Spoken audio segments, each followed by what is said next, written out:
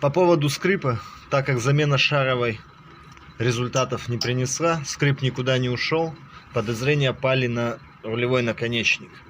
Сам рулевой наконечник вроде еще рабочий, не болтается, не шевелится, но вероятно, что там нет смазки.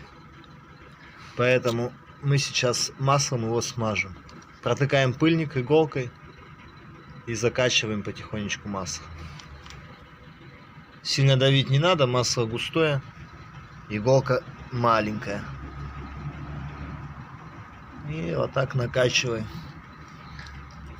Еще можно, конечно, намазать смазку, набить под пыльник, но это мы сделаем позже, если будет результат.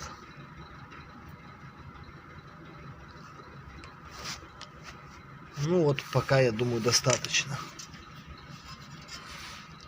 После проверки будем дальше предпринимать какие-нибудь действия.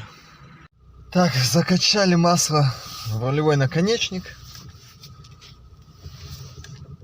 Вот, все. Скрип пропал. Причина была проста. Просто смазка закончилась и появился скрежет.